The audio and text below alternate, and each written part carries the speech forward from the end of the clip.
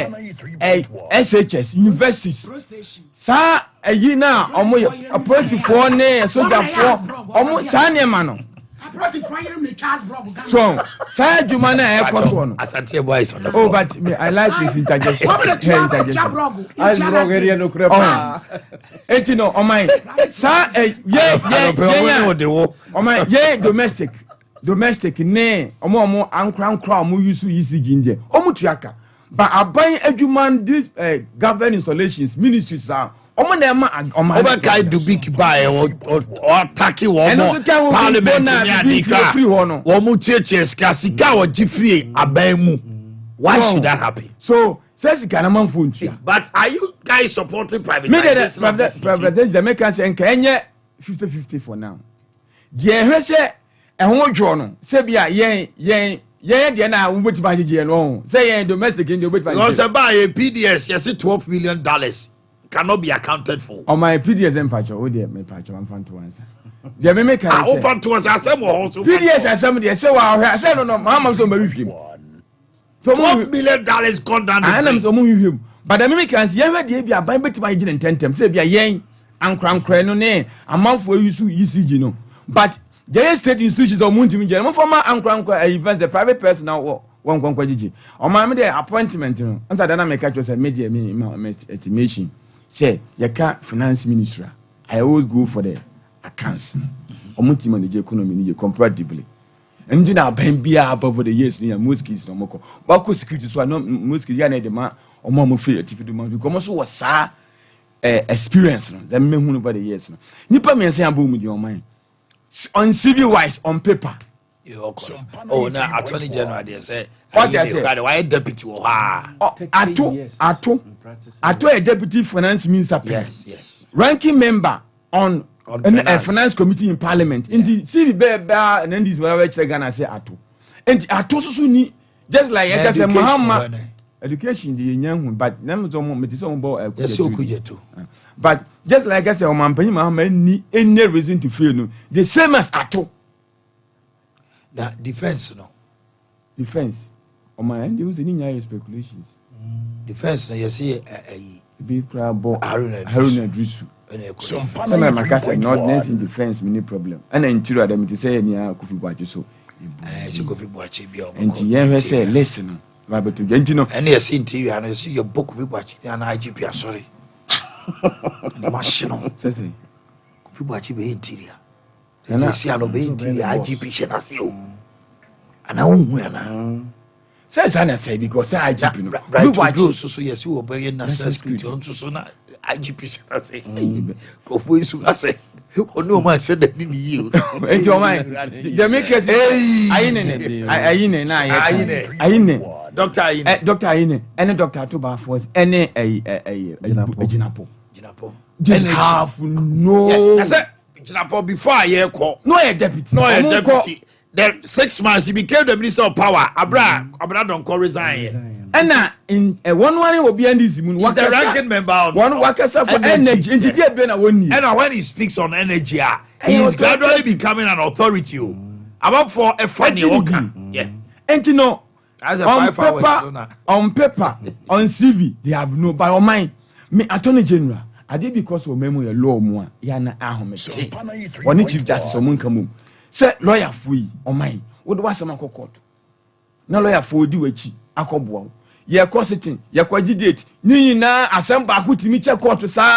I then for Yakoba. What's some our boss? Ye be shepa. Yaw mammy you. As a way, a personal experience. You're a full answer. Massa, I book myself. They one time. I'm trying to pay, but I'm for bread. Oh, yeah, Massa. Yaw. And just say personal experience. By your quadidate in the other. Mammy for this one. Nakota abaya fu ebuku masi wanya case okumasi chichi Charles wakofa lawyer ni free cry I was plenty amana uti yawe we ase ye wo lawyer bia odi wa asem anim a owo tamale kura no bedu case obewe ni nani akota ni etuai ni etuai no dia wa hayai ye obi ho no ma dan du ha no akwaji date abetena se wa gi date be 2 years I have only been in debt in Gibraltar.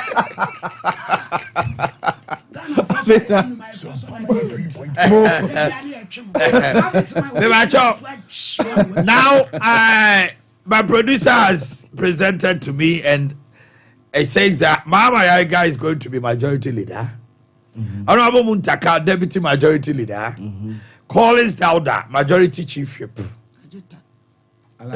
Alaji Collins Dowda. That's right.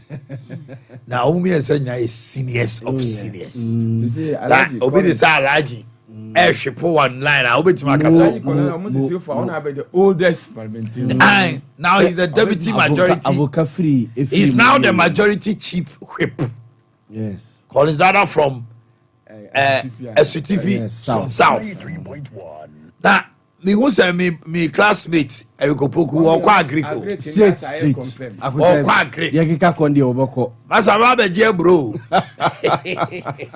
Oh, yami adma 740. Yene Isaac J Poku PRO Wapko for extended omo jumedi aran komedi no pitching no. Omo say omo train 2 weeks more. Ka 26 no more year. Oma extending on 2 weeks, somewhere middle of February. Enu honache say they have to say immediately. Abina ya arrangement or more petrol free Dubai ba. I expect say 8 weeks in the ground and so better.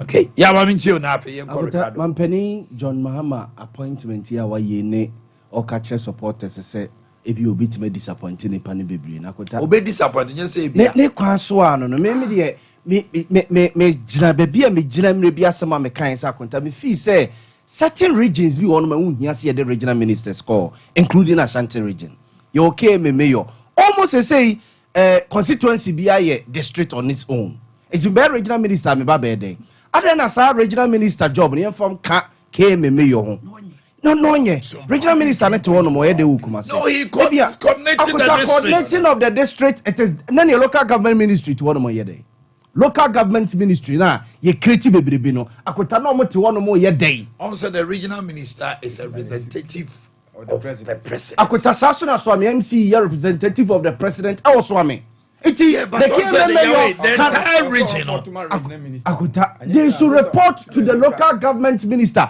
to cut regional ministers no to omo ye da akota e bia aka se bia apa east apa we senior regional ministers so no ma me no yaji because any constituency. Why do you think Ashanti we don't do? Akota Ashanti region dey. Why? Edu baby ni regional minister no ye dey. Edu tina ma ye start say ye see ye hu na djuma o ye e na say wate ada e no ye start say ye tete so amene kwada so e no wan hwan efiri mu na na djuma ba wie ye e no ofori kroma skwa e na djuma ba wie ye because no ye dey. Na o ye dey biem.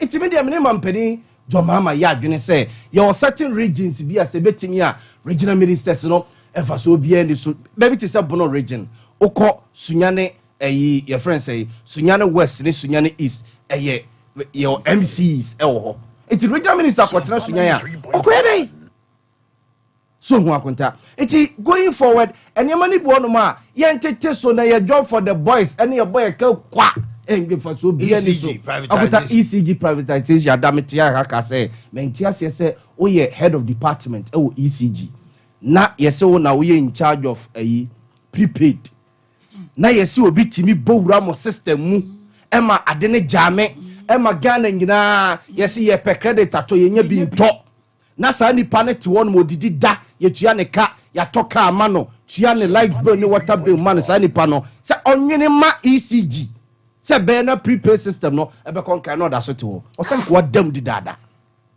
o se sa nipa no that head of department no ho no akoto o se wa dam di dada engineers no mugu ECG no by now me president kama line o munyina app